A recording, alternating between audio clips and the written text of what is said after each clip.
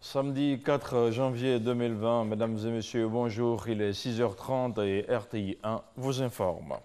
Le président de la République, Alassane Ouattara, a reçu hier vendredi les lettres de créance de 3 nouveaux ambassadeurs accrédités en Côte d'Ivoire. Il s'agit du nonce apostolique Monseigneur Paolo Borgia et de leurs excellences Zolani Chotsiza et Philippe Poinceau, représentant respectivement le Saint-Siège, le Vatican, la République d'Afrique du Sud et le système des Nations Unies. La cérémonie a obéi au rituel protocolaire en vigueur en la matière. Le compte-rendu est signé Jérôme Kofi Abola. De tous les diplomates ce vendredi au palais présidentiel, c'est le nouveau nonce apostolique qui le premier a présenté ses lettres de créance au président de la République, Alassane Ouattara. En prenant ainsi fonction de façon officielle, il dit vouloir travailler à la consolidation des relations entre le Saint-Siège et la Côte d'Ivoire. Les relations entre le Saint-Siège et la Côte d'Ivoire sont vraiment excellentes. Qu'est-ce que je m'attends de ces missions? Je pense que je m'attends de bonnes choses, parce que de belles choses, parce que le pays est très bon. Vraiment un bon pays, plein de potentialités. Monseigneur Paolo Borgia a été ordonné prêtre le 10 avril 1999. C'est le 1er décembre 2001 qu'il est entré au service diplomatique du Saint-Siège quand il quitte le palais présidentiel après avoir rencontré le président Alassane Ouattara. C'est un autre diplomate qui prend place. Il s'agit du nouvel ambassadeur de l'Afrique du Sud en Côte d'Ivoire qui lui aussi vient prendre fonction officiellement devant le président de la République, Alassane Ouattara. C'est l'occasion pour lui de souhaiter que dans le cadre du renforcement des relations entre les deux pays, l'accent soit mis sur le volet économique. Nous allons finaliser les accords qui sont en attente et développer les relations tant politiques qu'économiques qui sont d'ailleurs déjà très solides. Donc mon défi serait de renforcer les relations économiques. Après le diplomate sud-africain, vient le tour de M. Philippe Poinceau de rencontrer le président Alassane Ouattara. C'est en tant que coordonnateur résident du système des Nations Unies qu'il s'est présenté au chef de l'État ivoirien. Nous avons évoqué la question de l'excellente collaboration entre le système des Nations Unies et la Côte d'Ivoire au fil des années, et en particulier regarder comment nous pourrions renforcer cette collaboration dans les années à venir, en particulier autour de la mise en œuvre des objectifs de développement durable, des 17 objectifs de développement durable, pour lesquels la communauté internationale a déclaré une décennie d'action. Troisième et dernier diplomate à rencontrer ce jour le président Alassane Ouattara, Philippe Poinceau à Abidjan n'en est pas à son premier poste de coordonnateur résident du système des Nations Unies. Avant la Côte d'Ivoire, il était au Maroc en tant que représentant résident et coordonnateur résident, respectivement du PNUD et de l'UNFPA. Sans protocole, à présent, le stade Koné-Samba Ambroise de Dembocro a refusé du monde dans la nuit de mardi à mercredi. Le public est venu nombreux au concert de la mégastar Alpha Blondy dans la nuit de la Saint-Sylvestre. Le spectacle a tenu toutes ses promesses tant au niveau de la mobilisation que de la sécurité et de la bonne organisation de l'événement. Un spectacle offert par le Premier ministre Amadou Gon Coulibaly et suivi par plus de 3000 personnes. On fait le point avec Soro Corona.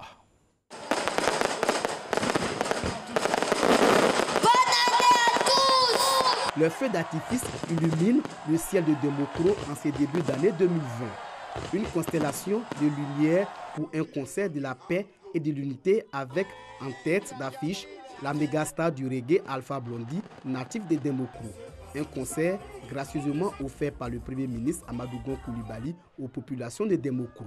C'est un très beau concert. Voilà, je souhaite une bonne heureuse année à tout le monde. Que 2020 soit une année d'accomplissement sur tous les plans. Je suis très fier de la prestation de notre chanteur Alpha Blondy, qui est un fils de la région. Et nous sommes vraiment très heureux que cette année commence avec la ferveur, avec la joie, avec la paix, parce que le concert, c'est pour la paix. Au stade, Samba Ambroise et devant un public acquis à sa cause, Alpha Blondy a égrené une dizaine de chansons de son riche répertoire. Entre autres, Jérusalem, Fanta Diallo, Wari, suivi des messages de paix. Nous demandons à la famille politique ivoirienne, parlez-vous, trouvez des solutions, ne vous braquez pas. Et les projets de coup d'État, il faut oublier. Il faut complètement oublier. La démocratie, si je veux te battre, on va aux élections et je te bats. C'est ça. C'est pas la guerre, c'est pas le coup d'État. Are you ready? Présents, les ministres de l'économie et des finances, Adama Koulibaly et celui des sports et des loisirs, Dao Poulet, avec le soutien de tous les cadres d'Inzi, ont contribué à la réussite de l'événement. Au regard de la mobilisation de la population, vous voyez très bien que c'est un don qui a été apprécié par la population. Je voudrais donc profiter de votre micro pour remercier le Premier ministre pour le cadeau offert à la population de Demokro, surtout pour la jeunesse. Ce concert de la paix et de l'unité est une caravane qui va sillonner plusieurs villes de l'intérieur du pays. Le marché de Kokoviko dans la commune de Cocody fait de la promotion de l'autonomisation de la femme une priorité. Le marché qui regroupe plusieurs secteurs d'activité abrite des milliers de commerçants, des commerçants qui affichent également leur détermination à lutter contre la pauvreté. C'est un reportage d'Hermance Zirignon. Il est commenté par Eugène Atoubé. Magasin fermé. Étal vide, silence inhabituel, atmosphère de vide au marché Kokoviko d'Angré. Et pourtant, les animateurs de ce marché sont présents sur l'esplanade pour leur fête. C'est une pause pour magnifier ce qu'ils font au quotidien et qui leur permet de lutter contre la pauvreté. À l'origine, marché destiné aux vivriers, Kokoviko regroupe aujourd'hui tous les secteurs d'activité, de la coiffeuse à la couturière en passant par l'esthéticienne aux vendeurs de chaussures, de volailles et de friperies, chacun y trouve son compte. Ce lieu de commerce, de rencontres et d'échanges offre à tous ceux qui y sont établis la double possibilité d'une autonomisation financière et de lutte contre la pauvreté. 5 ministres du gouvernement invités par les responsables du marché Kokoviko ont été touchés par l'ardeur au travail de ces hommes et de ces femmes de ce marché. Ils ont également loué leur courage. Les femmes de Kokoviko sont des femmes garçons. Les femmes de Kokoviko sont des femmes battantes. Les femmes de Kokoviko, ce sont des femmes qui ont le virus du travail dans le corps. Parce que ce sont des femmes qui travaillent quotidiennement, qui se battent au quotidien. Vous êtes des femmes battantes. Vous êtes le pilier de la famille. Parce que dans vos familles, c'est vous qui êtes les économes. Dans vos familles, c'est vous qui sortez l'argent de popote. Dans votre famille, vous jouez le super rôle qui est le rôle de garant de la paix et surtout de la stabilité. Le marché Kokoviko, entendé coopérative de commercialisation du vivrier de Cocody, a été créé en 2008 par feu Rielou Mezo Rosalie. Ce marché a en son sein un centre de santé et une salle d'alphabétisation. Elle a travaillé, donc c'est pour dire à mes soeurs de ne pas être paresseux. On peut commencer si on commerce de torfilles et être une grande entreprenante plus tard.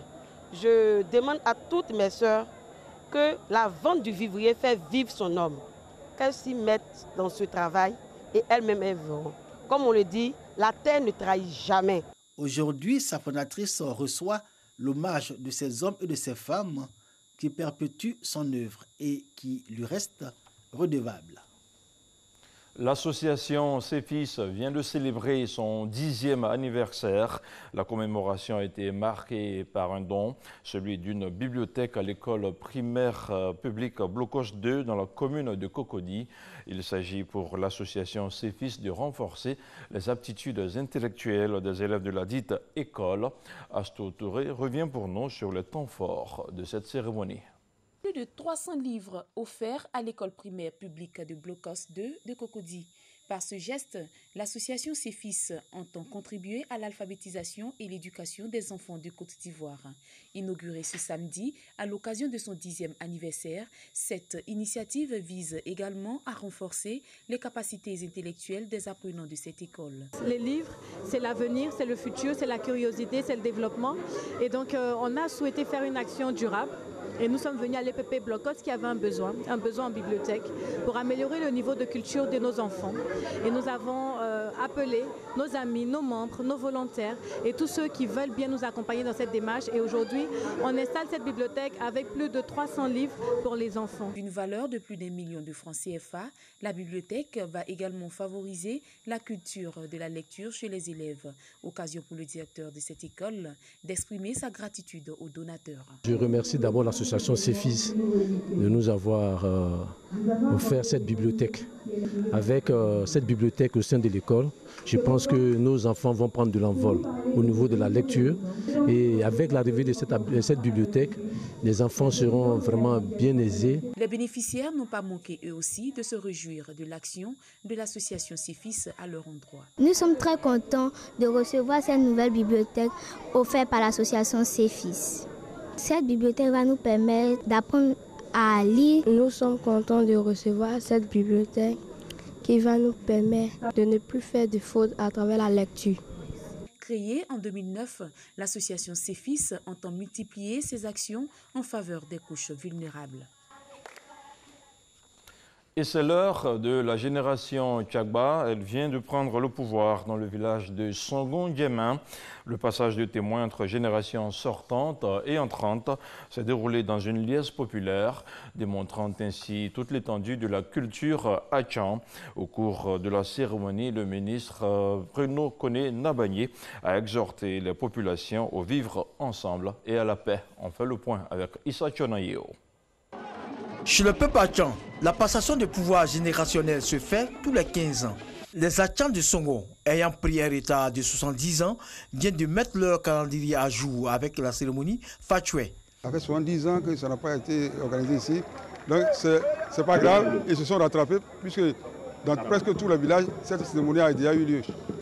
Les Dougbo, après un long règne, passent le témoin à la génération Tchagba. Danse guerrière et prestations des femmes permettent à la population de célébrer la culture Achan dans toute sa splendeur.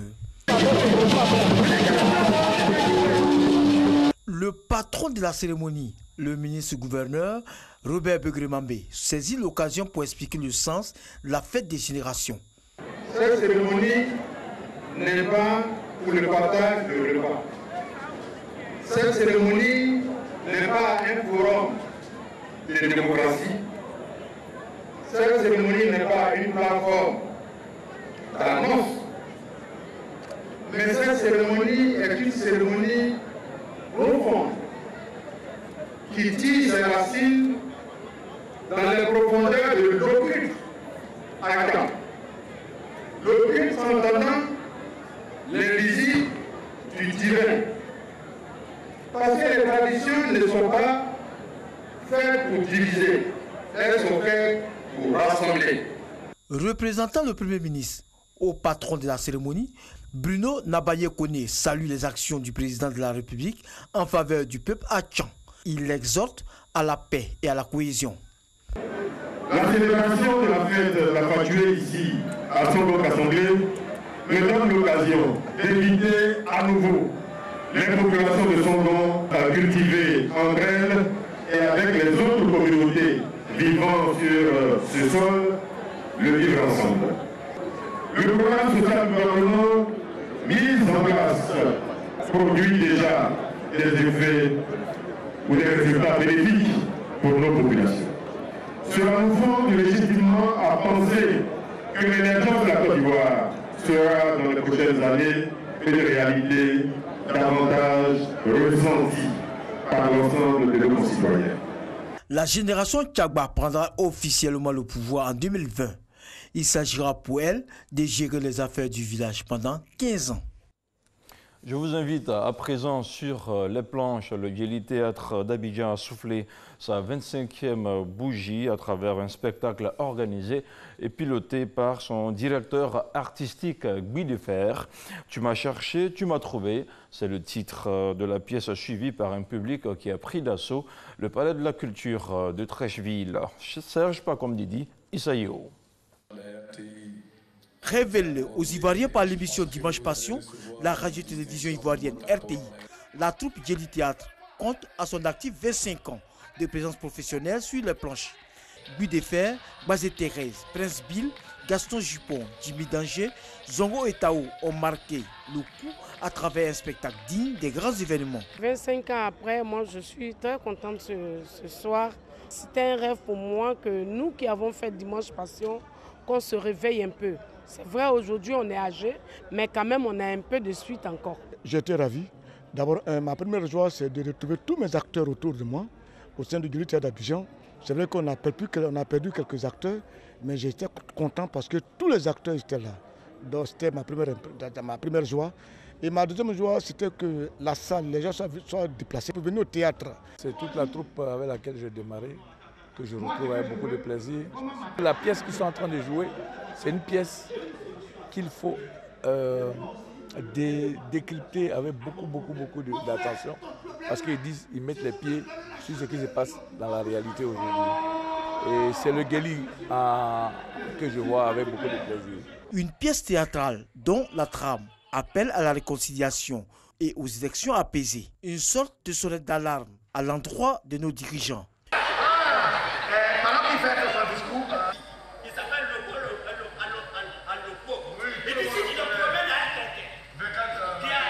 Plusieurs autorités ont apprécié le spectacle. C'est une belle initiative de fêter ses 25 ans. Faire la promotion de la culture, c'est plus qu'important. La vie, c'est tout ce qui reste le plus important pour un pays.